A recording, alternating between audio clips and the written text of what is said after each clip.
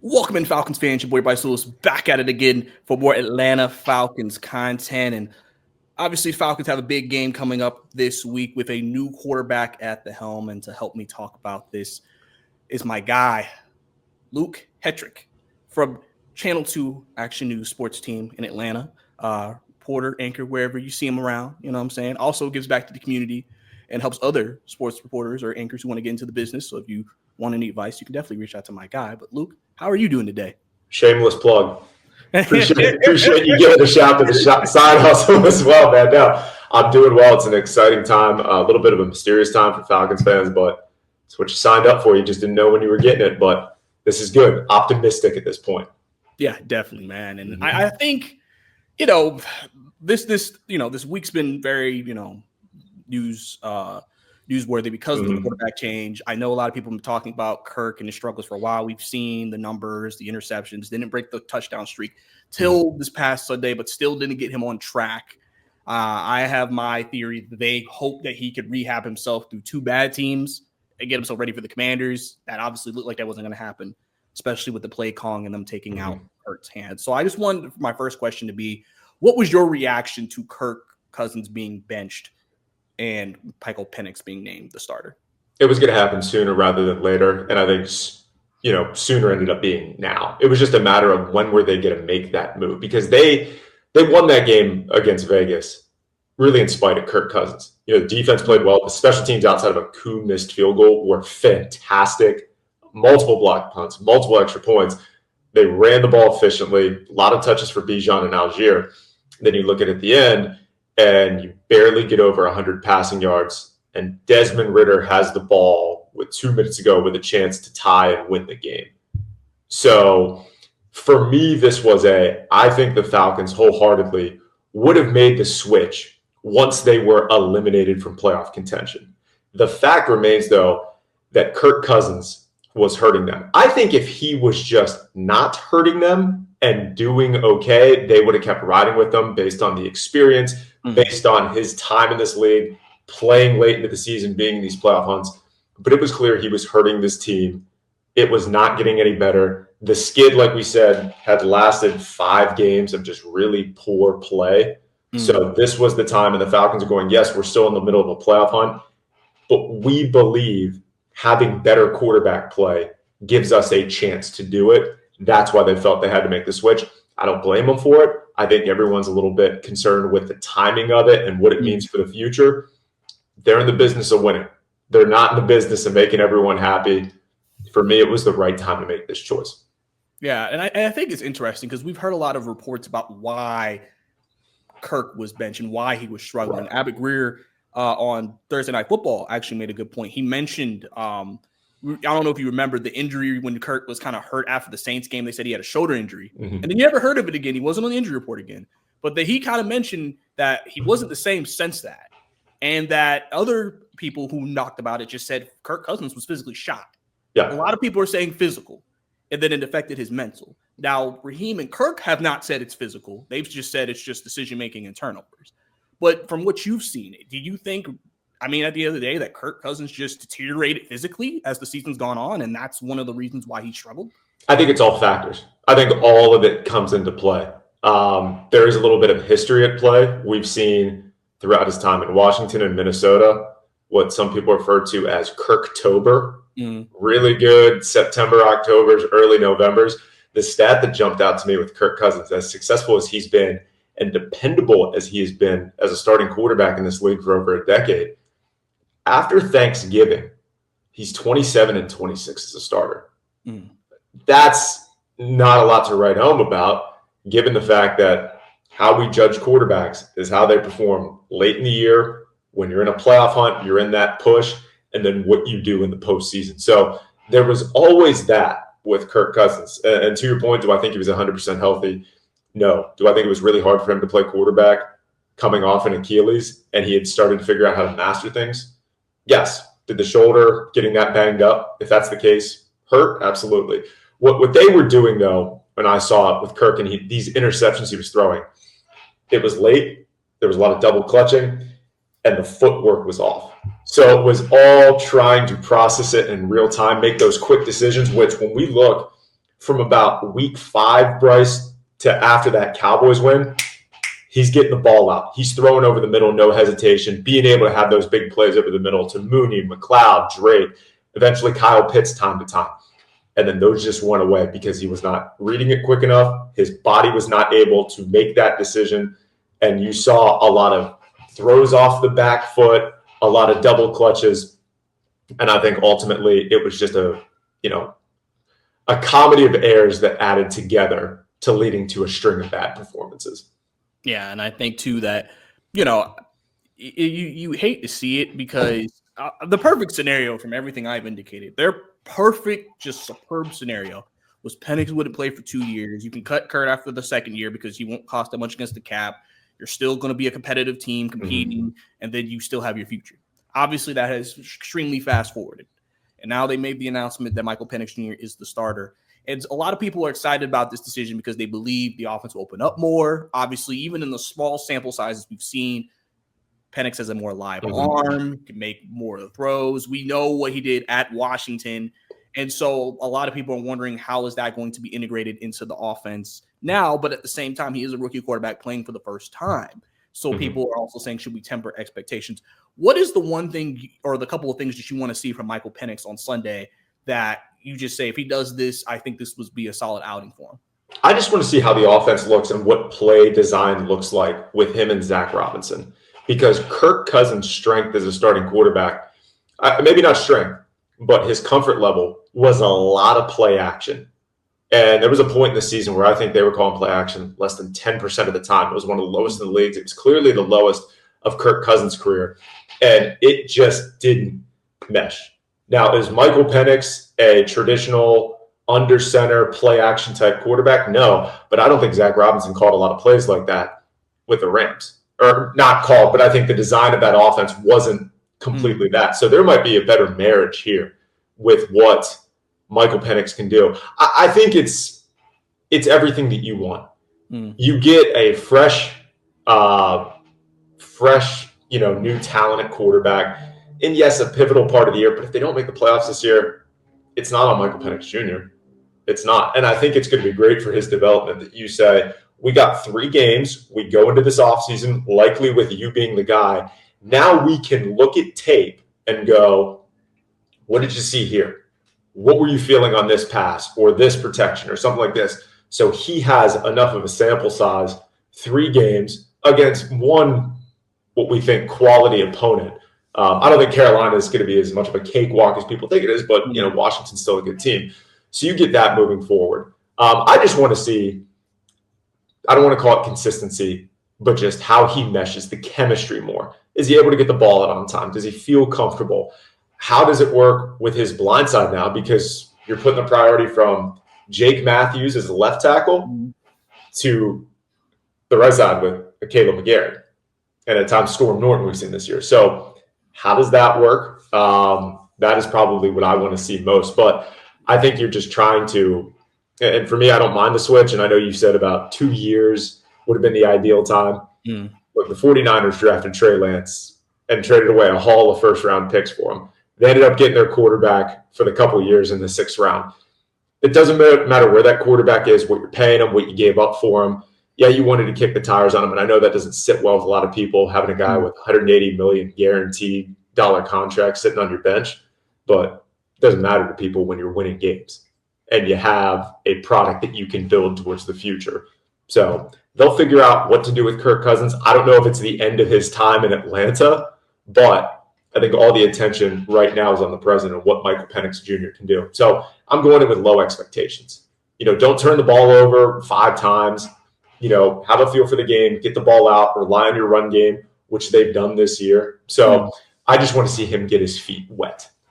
Yeah, and I think too, for me, I'm the thing about Penix, and when I was at camp for a couple of days too, one thing I noticed between the two of them is like Kirk at that time was throwing more short passes. Yeah, Penix was like pushing it a little bit more. He was throwing a little bit deeper, and I think that's just his nature. Obviously, coming from an aggressive offense at Washington, right now he's just like, I can make these throws. If I see something deeper, I can push.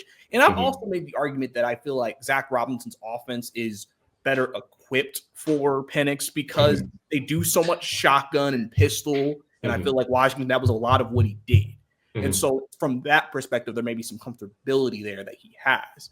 Now, you mentioned the running game has done really well. Obviously, that's been big. I mean, I think that's also been part of the reason why people are like, you have to look at Kirk primarily because your offense, or I think running game's had 150 yards in the last like couple of games rushing, and Bijan's been a big part of that. Now with Penix in there, does the value of that running game go up even more? Do they ride Algier and Bijan even more this week against the Giants, or do you think it's around what you're going to see as long as they're still productive? I think it's going to be around what you see, because I mean, how much more can you squeeze out of your two running backs? I mean, Bijan is 5th in the league in rushing. He's already passed 1,000 yards for this year. When you combine Bijan and Algier in terms of just carries, I believe it's 351 this year. When it comes to running back duos, that's the most in the NFL. That trails duos when you look at other two guys carrying the ball of Jalen Hurts and Saquon and Lamar and Derrick Henry. So they are maximizing what they can do in terms of touches out of this run game. It's been highly productive. They're averaging as a team around 4.5 yards per carry. So I expect it to be a lot of the same. This team has been able to move the ball, rack up yards. It was still a top 10 pass offense. Obviously not in the last 5 weeks, but still overall throughout the season. Where they had their biggest issues was turnovers and then red zone efficiency. So if Michael Penix Jr. doesn't turn the ball over, this offense continues to be on schedule. And if you're getting 7 more than 3, and now with a kicking situation that's very much a question mark, it's going to be more important for you to finish these drives in the end zone rather than settling for 3. But this team has been able to move the ball, and they've been able to do it setting up off of their run game and that wide zone and just being creative with 2 really good running backs, one being one of the most versatile and dynamic in the league. So the value of it goes up. I just don't know how much more use you're going to get out of them because they were already using them so much. It just came down to turning the ball over and making bad decisions in critical spots. Yeah, and I think, obviously for Penix, obviously, like I said, running game could be his best friend. And so as long as they can run the ball productively, I think that will work out for them. It'll allow them to get into some stuff that they want to do with the offense. Now, I want to focus on one particular pass catcher. Question has been made about Kyle Pitts. Obviously, if you look at the numbers, when Kirk was playing his best, Pitts played his best. He had his best numbers. When Cousins has been bad, Pitts has been non-existent. So obviously we know a pass catcher and a quarterback, those numbers can correlate. But now people are kind of saying this is Pitts' last chance to prove that he's worth the pick with Penix because now they said you have a quarterback who should be able to get you the ball. How, I guess, important of a 3-game stretch is this going to be for a guy like Kyle Pitts? Obviously, the Falcons have to make a decision on his future pretty soon. So is this a make or break for Kyle Pitts with Michael Penix? It's funny because you still hear Kyle Pitts, even with the lack of production and the lack of targets, talked about still as a top tight end talent. When you go on these national shows and you talk about, okay, they're switching to Michael Penix. Well, how can well, he's got so many weapons. And the first one is Drake London. And the second is always Kyle Pitts that people talk about because they know what the upside is to him from what he did in college, his rookie year, almost breaking the single season tight end record, and then just spots throughout this year. I think what helps Kyle Pitts and the way this offense goes is, like you said, Penix likes to push the ball downfield. And Kyle Pitts is not the best intermediate route runner, a guy that is breaking down at a 5-yard stop and cutting in and out. He is a one cut and go or a fly route or whatever it may be. So I think there's going to be more of an effort if Kyle Pitts is to get the ball. You're going to see more targets down the field because we understand he's a mismatch nightmare. But when you talk about down the field threats, this team has it. Drake London is one of the best 50-50 ball guys in this league. Darnell Mooney is a burner. And in the intermediate routes, you've had a combination of Bijan and Ray McLeod over the middle. So I think really it's what's the best way to use Kyle Pitts? Do we need, if you're the Falcons offense, to have 8 or 9 targets and 6 catches? Or is it better for Kyle Pitts to finish a game with 3 or 4 catches, but one of them might be for 30, 40 yards, and then you use him as a red zone threat? I don't know. I don't think it is because of the talent. The numbers need to equate to that. It's how you use him best. And I think with bad quarterback play over the last couple of years, inconsistent play this year, and just Kyle Pitts' place in what this offense, how can be a top form with Kirk Cousins, I think it all hasn't meshed. Here's another opportunity for how do you use him, but the priority is not maximizing Kyle Pitts' capability. It's what's best for this offense. But I think for him, it's going to be more down the field stuff. Yeah, and I think that's always been his best, because when he was making plays, he was down the field. Yep. Also in Tampa Bay, that was a couple of big plays down the field. So I think that's where they utilize him best. And like I said, Penix is able to push the ball to him. That's when he can make his plays. And then, kind of show the talent that we've seen at times throughout his tenure in Atlanta. Right. So now switching over to the defensive side of the ball. The pass rush has seemingly changed since the bye week.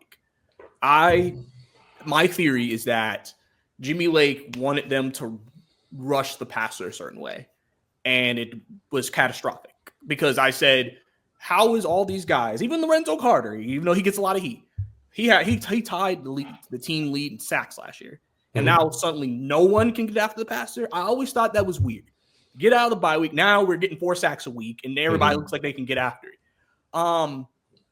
Do you, with a lot of scrutiny kind of going towards Jimmy Lake and how the team has played, even though the defense has played in general outside of Minnesota game, in general, better, do you think, these are also maybe some make or break games for him? I know it's the first year, but, and they play better, but do you think there is maybe a bit of, all right, how does the defense perform over the next 3 weeks? We're playing 2 teams that you think defensively they should play well against. Commanders can be, we'll have to see what happens there. But is there any bit of that, or is this latest renewed pass rush and better play overall something that's like, all right, they can probably stick with them, see what happens next year, obviously change some guys up and see what happens? Not a doubt, without a doubt, because you look at, okay, the defense has played better in spots. And the pass rush has been there a little bit more. But in the games where you really needed your defense to step up, Denver and Minnesota, it didn't happen. Now, they were able to contain a Chargers team that's pretty good. I think they had a lot of injuries at receiver and running back, and their line was banged up, and they got after them. I think that was the 5-sack game. But then when they needed them against really quality offenses, haven't really gotten the production out of it. I think what they have done is just said, us just being able to rush off the edge with a combination of Judon, Lorenzo Carter, Carter been, in and out of the lineup, dealing with injuries throughout this year, Arnold Ebiketie, Malone.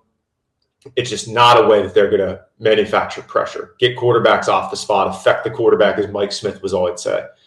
What they've done, I think, is just said their best athlete in that front 7 is Caden Ellis. And they found ways to get creative with him, sending him, moving him all throughout the field. So they have been able to maximize a little bit more of their pass rush with him. I'll give credit to Jimmy Lake if that's a Jimmy Lake idea, if that's a Raheem Morris, whatever it may be. It has allowed them to be more effective, but not a doubt in my mind. Jimmy Lake's a guy that hasn't been an NFL guy. He is a first-year defensive coordinator in this league. The defense has been peaks and valleys at times. They haven't turned the ball over, turned people over at the rate that they had. They've given up a lot of big plays in recent weeks. So I would say yes, because I even look at it too, and I don't want to be that guy that's hot take. I don't want to do it like that because I think Raheem Morris has done a good job. But who's to say that Raheem Morris's job is safe? Who is to say that? And I think he's done a good job, and he obviously deserves to come back. But if they lose out, you got an owner upstairs that wants to win a title. And Arthur Blank, in his later years, has a sense of urgency, wants to push it, wants to get it done. Raheem Morris, in my opinion, is job safe. But who's to say that that's not a possibility at this point, based on the way things were after that Cowboys game in Week 10 and where things have transpired to at this point so quickly, it's fallen off. Yeah. Well, it's funny you mentioned that now because a lot of people have also been mentioning Terry Fontenot's job security. And people are wondering, regardless of how this season ends, would he be on the chopping block just because of the Kirk Cousins deal? Now, I also say you have to look at also the counter. If Penix plays well and it looks like it's going to work out, he also has to get credit for that because he did draft a huge guy, and if he hits on that guy, that chalks up to him. So, how are you feeling about his job security? Do you think the Cousins contract is going to get him fired, or because I'm thinking if they go 10-7, make the postseason, it's like, do you still do that, or is it like no? I love the question because no one batted an eye after Week 10. Yeah, like that was one heck of an investment, man. That was money well spent to bring a guy in like that. Okay, he has 2 bad games, and then all of a sudden, in a 3-game span. I mean, we've known Kirk Cousins to have a couple bad games here and there, but then 3 games and it's done. And now Terry Fontenot made a bad decision, and it's awful. I mean, we're talking about a combination of injuries, a combination of play calling, whatever it may be. Kirk just having a bad stretch, and now Terry Fontenot's incompetent. I think what it is, I think the structure from an offensive standpoint, and then when you look GM, head coach, OC down, I think, and Raheem Morris has hit on this so much, with these last couple weeks before the switch was made about making the Penix move and all this is development. And they don't want to rush a guy on the field that's not ready. Now, they have had to rush it because of poor quarterback play from your starter, but they are so focused on making sure Penix is ready. He understands the role. He's comfortable. And you're going to have 3 games now. For the last couple months, you've been learning one system. He's going to now go apply that Zach Robinson offense in 3 games. And then his development in the offseason is going to be what? Are we going to keep that coordinator? Are we going to keep that head coach? Or are we going to someone else? And we've seen so many young quarterbacks, first-round picks, struggle because they go to franchises that rush these decisions and have this turnover very quickly. And, okay, we're going from one – like, look, Caleb Williams already on his second offensive coordinator. The Bears in the last couple of years have fired so many coordinators. This happens in Cleveland a lot with first-round picks. Happens in different spots. So for the consistency, the development, the growth of Michael Penix, I think it's important for this franchise to keep that structure offensively in place. So I understand the concern for Terry Fontenot. I know people are calling for it. And not calling for it, but have floated the idea out there because he has missed on some draft picks. Let's call it what it is. But if you nail the quarterback, then everything's good. So I think they're going to give it a little more time with Michael Penix outside of just this year.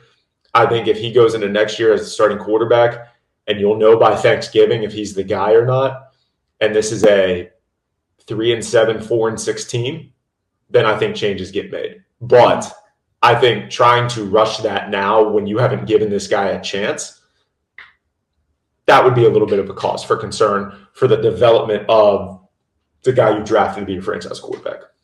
Yeah, and obviously one thing I always talk about is stability. Yep. Because people in the league pay attention to that. And so because even when people were floating out the Raheem being fired, I was like, if you fire him, the next head coach is going to be like, do I only have a year? And I get the same thing because I'm not floating this out to be hot take and stir the pot guy. I'm just saying, I know you got an owner upstairs that the last coach you had, his big thing was, I didn't have a quarterback. I didn't have the quarterback. And now this head coach comes in, and Arthur at that press conference when they made the decision was, I'm here to win a Super Bowl. I want to get this done. He was hell-bent on it. Now you have the head coach where you say, all right, you guys wanted to do this. We backed the money truck up to get Kirk. It was good for 10 weeks. Now it fell off a cliff. Now we got our first-round pick in there. If it doesn't go well, what are we going to do? Now, I don't think they'll do that. I don't think it's the right decision to do that at this point. But I'm just saying you do not know. You don't know in any situation, but I think with the Falcons and specifically with their owner, you just don't know. Yeah, and so I think something that step people are going to keep an eye on, see what's happening throughout the process. I think same thing. I think Reem should be here. I think, like I said, especially depending on how the season ends. If this ends well, Falcons win out, sneak into the postseason. I feel like you make no changes. You made the postseason. You technically accomplished a goal, which was make the postseason, became a playoff team. Yep. I mean, dude, if they win on Sunday against the Giants, this is the first time they've had at least 8 wins in how many years? Yep. What was it? 6? They always had 7. So yeah, we're talking Dan Quinn, like what, 2017? Was it the last playoff team that won? That was 10-6 team that lost to Philly in the first round. Lost to Philly in the first round. I think the next year they were 6-10, 5-11. Yeah. Yeah, and then year after that it was So I think you're spot on here. Yeah. So and obviously that's not the end all be all, but like this team was further along than what they've been in previous years. So I think you have to take that into account. And so my final question to you is now going into this Giants game. Obviously, Giants assume they're tanking. I think they're going with Drew Lock Sunday as the quarterback. You expect the Falcons to win this game. What are your predictions? What are you looking at going into that game against the Giants? Obviously, the strength of their team is they're probably their D-line. Probably they have some guys who can get after it, so that'll be an interesting test for the offensive line and Penix early. But what is your overall thoughts going into that game against that team? Yeah, I think this is a game where the Falcons win by a field goal or a touchdown at the minimum. No, I don't think it's a blowout, and I don't put a lot of pressure on Michael Penix Jr. to, oh my gosh, you're a better team than the Giants. You need to go out and cover or beat them by 2 or 3 scores. I don't think it's going to be that. This is a team overall right now. When we talk about it just hasn't been the quarterback. The team has shown a lot of inconsistency. So it's hard to ask a rookie quarterback to step in at a incredibly critical point of the season and say, be the guy that fixes all of this. That's going to be his role as a franchise quarterback down the road, but start one, no. I do think you're going to see some wow plays. I think you'll see some rookie moments. I think, though, defensively, the Falcons will be able to control this game. It's going to be a field position battle. If they force turnovers, give Penix in this offense a short field, I think it'll be all right. He's going to have his moments. He's going to have his good and his bad. But, what's going to help this team is to just get a win. You came out of that Raiders game just feeling like it was a loss. You inject a quarterback in there. Backup's always the most popular guy on the team. Penix is well-liked in that locker room. It's an opportunity for him to go out for this team to just get some new life breathed into them. So my expectation is the Falcons win. I don't think it's going to be anything where you look afterwards and go, now that's a team that can make a run at the Super Bowl. And it doesn't need to be right now. It just needs to be a team, by all accounts, just find ways to win. And you get into the tournament, that's a victory in itself. Yeah, and like I said, after that, man, they have obviously a huge game that was flexed to Sunday Night Football. Yeah. I think that'd be their 5th primetime game of the year. So that ain't bad. That's a 5 in 1 year. They didn't have they had one, not last year, but the year before. I don't think they had one last year. Last year, if you want to call the London game primetime, because it was oh yeah, that was the Toy Story game, wasn't it? It was oh man, I was there, so I can't remember what it was on. Was it Toy Story? It was one of them. I think it was Toy Story last year. That was the theme they went for. But what a great time to I know I don't want to be captain optimistic for a 7-7 team, and everyone's like things were different. We had a nice division lead. We're playing well. We're humming along, but you're now talking about the Falcons in national relevance, talking about playoffs, talking about their future. I mean, people really care, and those are conversations that you probably haven't had with a lot of Falcons fans in general haven't had since Dan Quinn. So it's a good time. It's an exciting time, and it certainly comes with a lot of questions. But I think you feel more optimistic about the future now at any point since Matt Ryan left. Yeah, I definitely agree with that, because that's honestly what they've been trying to figure out is the quarterback position. It's always nice when you don't have to worry about it for like a decade and a half. Yeah, and you got to go back through the process. And they're hoping with this start of the Penix era, they won't have to worry about this position at least for another decade and so. And I know you're asking me the questions. I mean, what are your expectations for Sunday? For the team or Penix? For both. So I mean, for Penix, biggest thing is just I just want to see how he operates in the offense. I know he hasn't really worked with a lot of the first team guys a lot. I've seen some people be critical of that, but I'm also like, most teams, if your starting quarterback is starting, you don't give the backup first team reps. If they started giving him first team reps, you're hinting at a change already. Right. So I don't get that point, but I think he'll be able to adjust quickly to them. Obviously Drake London, he should be probably the easiest quarterback friendly receiver that I think they have, but I just want him just, read it, trust what you're seeing, take it. Obviously, I would not be shocked if he throws a pick, just because, again, he has that arm talent where he's like, I can get it in there, and even that happens with guys. But it's a learning experience. You learn from those things. Yeah. So I just want Penix to continue to go out there and just play comfortably and just show people why the Falcons have raved about you all year long. It doesn't have to be a 400-yard, 5-touchdown game, even though that'd be fantastic. Yeah. But just get the guys involved. And just, like I said, don't try to make any two major mistakes. And like I said, show mobility. That's one thing also people complain about. Kurt, show no mobility. Be able to show us that you can also make some things happen if people get some pressure on you too. And I get that. I do get that point. And now we're just you got to run and that's the thing. you feel good about, oh man, we got Penix, a young guy. Kirk had the Achilles. He's been banged up throughout the season. All right, now we got Penix. It's a guy that, only had 32 rushing yards last year at Washington. Yeah. And as a guy that's had multiple knee injuries in college. So, yes, can he hopefully extend plays, make a little bit more happen off script than Kirk could? You hope so. But I don't know how much they'll rely on that. I don't know how comfortable he is in. So I think this is, again, like you said, not getting the first team reps when we typically see him out at practice. It's obviously of what we can see, what we can shoot is in a controlled environment. Yeah. So I think there's a lot of mystery to this. Do they let it rip with him? Are we seeing a lot of vertical stuff? This might be the team to do it against. So I think it's going to be fun. I think the cupboard's bare. We have no idea what to expect. And you know what? That's the best part. Yeah, and also don't be surprised if you get a Darnell Mooney comeback breakout game against because he hasn't scored. I think they said he hasn't scored a touchdown since what? It's been like almost a month since he scored a touchdown. I would have argued about through 10 weeks that he was right there with Kirk as the most important offseason pickup. I mean, I know the quarterback, but Darnell Mooney has been through those first 10 weeks was massively impressive. Yeah, his dependability, his playmaking, as a small guy to stretch the field and then his catching in traffic for a guy his size, outstanding. So, you want to see a guy like that really get back into the flow of things because when he was, at peak efficiency, this offense was humming. Yeah, humming. Especially, and I remember I was like, is he the number one receiver? I remember people asking that question, but yeah, I expect that to hopefully really break out again this Sunday. Yeah. Then defensively, just continue to do the same thing. Obviously, as long as Jimmy Lake doesn't go back to his off man, let's give him 10 yards on every single play. Mm-hmm. I think they've been fine. I think they play more aggressively, which I think is how they need to play. Because you live with the results. That's just how it goes. Right. Obviously, you would think they could continue their streak of 4 sacks in consecutive games.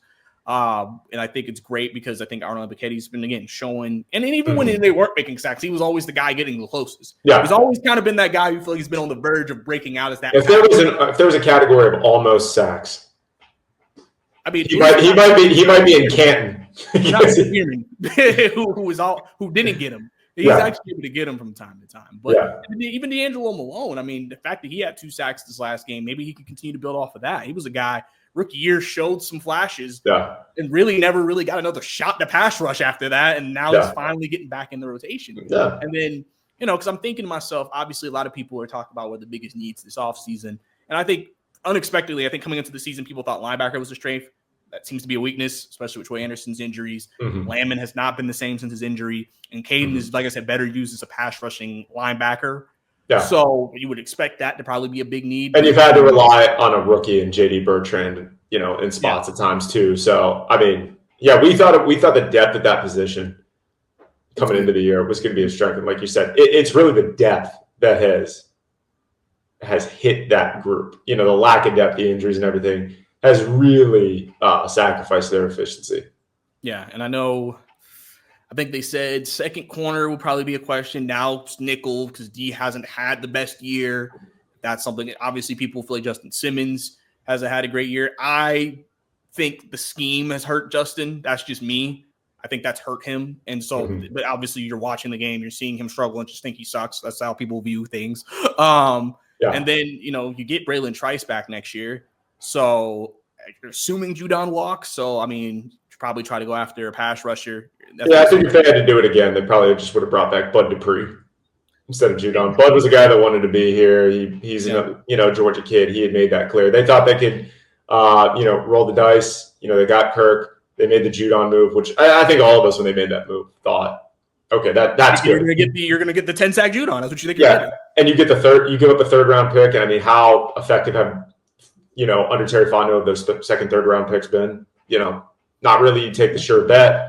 You honestly just swapped out a third-round pick because you had the injury to Dorless, and then you bring in Judon, and it's okay. It should work, and it just hasn't materialized. So, I think the younger. Trice, not Dorless, but yeah. But I think they're moving forward. I think Rook is someone who seems to show flashes of guy who could be a guy like that, and everything like that. And I think the biggest thing too, if they have to cut Kirk and they have to eat cap, you would expect some casualties because of that. So people are wondering, is this the last games of Grady Jarrett, the last games of, David Onyemata? I mean, certain guys not going to get re-signed. I mean, I think people are also very curious about that as well, and how that, how they fill out the team. But you also see Denver ate Russell Wilson's contract and they look better. So it's not a death sentence. Everything looks better when you got a young quarterback that you're not paying being highly effective. So, I mean, that's gonna heal a lot of wounds in 2025 if Michael Penix is able to show that development of being a franchise quarterback, have those moments. I think that is really going to cover up a lot of works, because it doesn't matter if you're winning games 41-38. It doesn't matter if you're winning games 20-17. As long as you're winning, people are going to be happy. Yeah, legit about it. Yeah, because I mean, shoot, they say Sam Darnold about to get $40 million next year from somebody. So, that's kind of how everything is looking. I think you're going to end up seeing potentially. This is just another idea of a Sam Darnold, Kirk Cousins battling it out to get to potential place that needs a quarterback fix. Yeah. I think it could be that. Is someone going to want to take on, because you're saying $40 million for Darnold? It's what Kirk's going to have.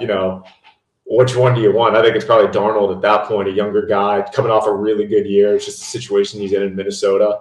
Minnesota probably just says, "Here's the number. We're not going to go past it on a franchise tag. If you want it, great. If not, or whatever, just walk." Probably also short term too, because you still have JJ McCarthy. So yeah. It's definitely something that I think will be interesting to kind of see how that plays out and how that affects the market. Because they said Kirk could easily do what Russell did and just take a minimum contract because he's getting paid however much from Atlanta. He'll get his money and go to insert New team England with a quarterback. Nah, they're not. I think Kirk don't want to try to. He's going to want to attempt to try to start somewhere. So I think you could see. I think Kirk in Vegas could work. They get a first-round pick, and that first-round pick's not ready, or wherever struggles, you get Kirk the mentor. Again, I got to do Minnesota. He does not want a rookie behind him. Well, I'm just saying with Minnesota too. I think going back to that, I think Minnesota probably lets Darnold go because they're going, okay, we made it work with Kirk, we made it work with Darnold. We believe in our track record and our developments. We'll make it work with JJ McCarthy too. So I think they'll just set a price for Darnold, and if other teams want to beat it, it's basically what Minnesota did with Kirk. You want to go find a better deal? He did. That's how it worked. Yeah, and like I said, and I want to mention too, much criticism is the Terry and Raheem have gotten for how they've handled quarterback. I mean, listen, you have to commend Raheem and them coming in here and saying, listen, we've seen the development quarterback problem that we have in the league, and we don't want to just say, hey, we have playoff expectations. Let's throw the rookie quarterback in there and say, hey, get us there. They were really, really we want him to just learn and develop. Because I always say the best quarterbacks in the game today all sat. Patrick Mahomes sat the first year. Lamar sat basically till the end of the year. Josh Allen sat to the end of the year. So you have examples. Jalen Hurts sat. Exactly. Yeah. Guys sitting. And, because he's just I don't want to maybe put him out there if he's not. Now, apparently also according to Albert Breer, they said if Penix had to start week 1, they would be fine with that. Apparently they've made it seem like they are yeah, he's fine if we had to. If we just doomsday scenario. That's how confident they are in him. But I think that I do commend that they were no, we can just let him sit, let him grow, let him learn, let him get nail some things down before he gets out there. Their commitment to that. Because the one thing about this regime, I've said, they have a plan. They stay committed to it. They will see it through. They are not going to make knee-jerk reactions. Obviously, some people are going to be pissed about that because they're like, oh, maybe you let Cousins play too long. Yeah. But they said they need a bigger sample size. I mean, we can't, because he's a guy who's if you're struggling, I'll let you try to bounce back. I'm not just going to be you're struggling, I won't let you bounce back. Yes. You know what I'm saying? Yes. So, and listen, it didn't end up working out, but, you have the back Penix now for that reason, and you'll see, okay, let's see what he can do. Yeah, no, I think you make valid points, and I think a lot of credit should go to Raheem for how he has handled this. Should your first round pick, should you feel confident in them being ready to start week 1 in today's NFL? Absolutely, you should. Maybe there's going to be concern of, okay, we want to see how he handles, a live game situation that's not controlled, that's not the preseason, that's not a joint practice, sure. But I think they have handled it. They did what they were supposed to do with Kirk and tried to ride it as long as they could. And you expect a veteran quarterback to be able to shake that off at times. And I think the way the schedule shaped up, after the Minnesota game, people were ready to go. He's done. Well, the defense was terrible in that game. Sam Darnold was throwing the ball all over the yard, and it was 21-21 in the second half. And the next time Kirk came out, they were down 2 scores. So I thought he's going to get back on track against Vegas. It's a bad defense. He's going to get his confidence back. This would be the time. And when it was clear it was all right, we can get into the playoffs with this defense, with this run game. All we need is a little help from Tampa, really help from Dallas, but a little help from, and then just complimentary quarterback play. If we can get that, we feel good. And then we'll grow with that guy. And they weren't getting it with Kirk Cousins. So at this point, you make the change. But Raheem has been diplomatic. He has sung Kirk's praises. He has backed Kirk. He's believed in Kirk. And he's also trusted the development process with Michael Penix Jr. And I think when you heard Penix talk the other night, I mean, his quote where he was like, Kirk Cousins can do no wrong in my eyes. And that was because you could just tell how much he soaked up in these couple months since the offseason, since OTAs through training camp from Kirk. And I think that was big in his development. I think it was a tough situation. We talked about with Kirk Cousins it being unfair. Him not being told, hey, we're gonna go this route if he's there. It's also tough for Michael Penix. You got the fan base excited to see him, but then all the investment up front is in a veteran quarterback. So it's a tough situation for both these guys. I think Kirk and Michael have handled it well. I think Raheem's been diplomatic about it. The time is now. It's going to be fun to see how it develops moving forward. Yeah, definitely. Also, I know we were talking before we got on about who the future backup quarterback of the Falcons is going to be behind Penix. Oh, gosh, I knew you were going to do this too. Listen to me. Not this draft, next year's draft. Okay. My guy Haynes King, keep him in Atlanta, QB2, and you can use him in packages because he can run. I feel like Haynes. I don't want to fall victim to on the spot comps, but looking at how he's built, the game isn't the same, but he's built like Baker. Not huge, a thick quarterback that's tough to bring down. Haynes does designed runs, Baker, but it just kind of looks like that. The dude's a warrior. Yeah. I mean, with the shoulder that he had to deal with, the Miami game, he couldn't even lift his arm up to throw the ball down the field. My friend was like, man has a hurt shoulder, but we're going to bring him in for run plays. We're going to, just lower the other shoulder. And just let it go. Yeah, your boy Haynes King. I thought you were gonna say DJU. Nah. Come on, I know you're a serious podcaster, but you can make jokes. It's okay. No, it's just. But it's just DJU gonna be a tight end, so we could go to Felipe Fakes route. We need somebody behind Charlie Warner and them. Oh, tight end 3. So he could be Taysom Hill. Is Taysom Hill? Oh, you say he could be Taysom Hill? Yeah, you could be. No, I'm just kidding. I'm about to say, I don't know. Taysom Hill was a generational athlete, but he was not. Taysom Hill was generational athlete, 3 syllables with an F in there. Athletes, Taysom Hill can do some things. They're BYU's finest. This is BYU, man. Tough guys coming into the league from BYU. Zach Wilson. All right. Listen, we knew he was a little bit different when we heard pre-draft stories, but Jim McMahon and Taysom Hill, your standard for BYU quarterbacks. Hey man, in the league. Ty Detmer. We need to get back in the draft and get another guy from BYU. You got the dude this year. It's coming back. Got a big NIL deal. Retzliff. Oh yeah, got him. Listen, if not Haynes, listen. Give me Diego Pop. Diego Pop. He's coming back. He's next year. You know what? Let's just say it right now. How about we fast forward to the future? Aaron Philo. Okay. I'm throwing names out. I think that kid's got game. I think that kid has got some serious game. But I don't know. The way the college football playoff might go, we might be calling for Gunnar Stockton. Hey, maybe you got Drew Aller in 2 years.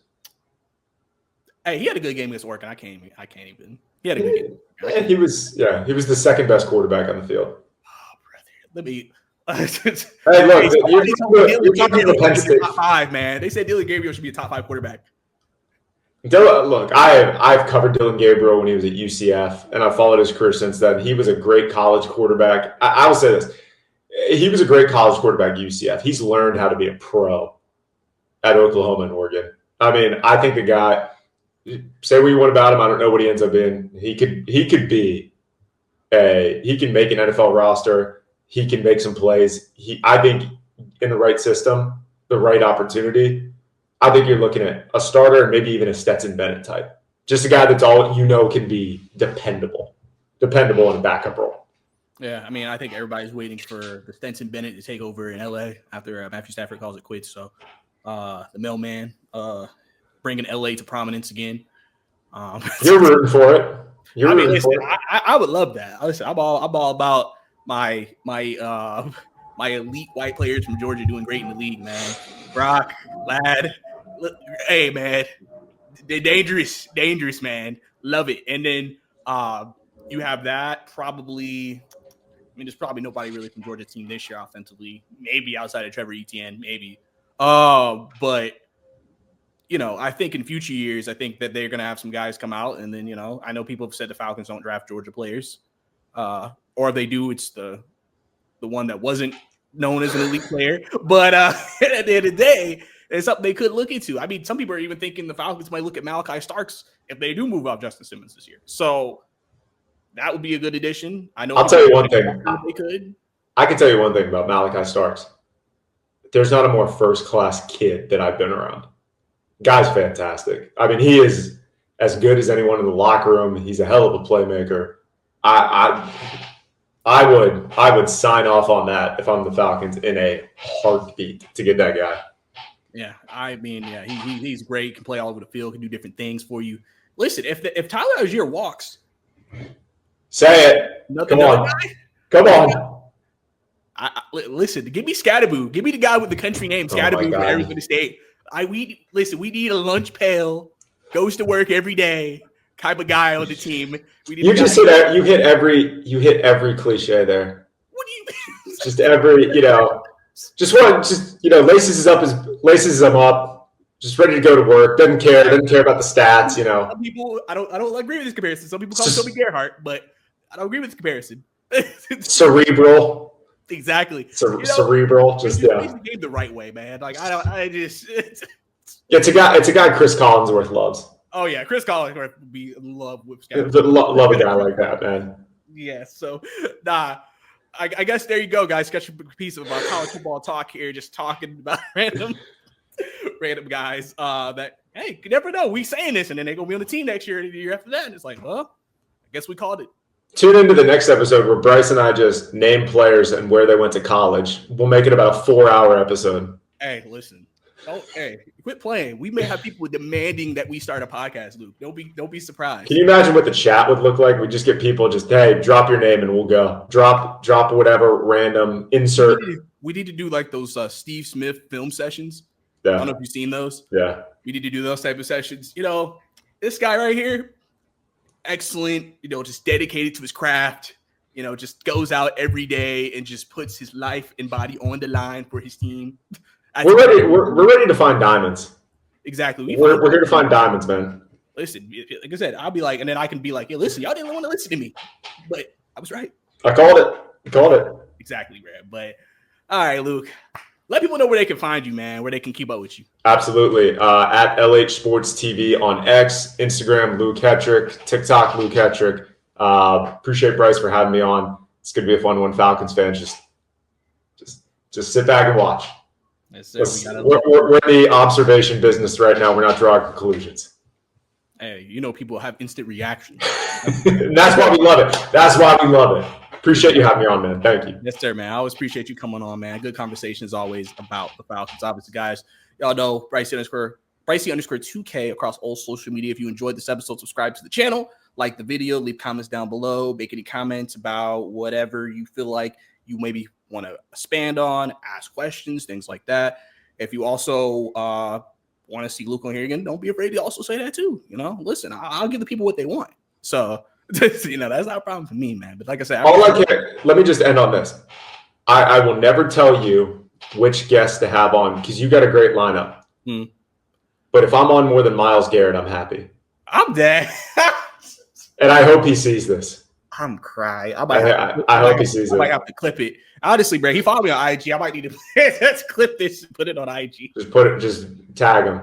It is like, yeah, Myles. He fairly wants to, because like, I mean, that's just. I mean, I met Myles like when he just got to Atlanta, when he was leaving the Notre Dame area. Yep. So, and so he's just been a guy who's just been reliable. At some point, Luke, we got to meet in person, man. I met this man. I got to meet you in person at some point. We'll get there at some point. We're going to make it happen. Games, one of these camps, something. We're going to be at the same thing.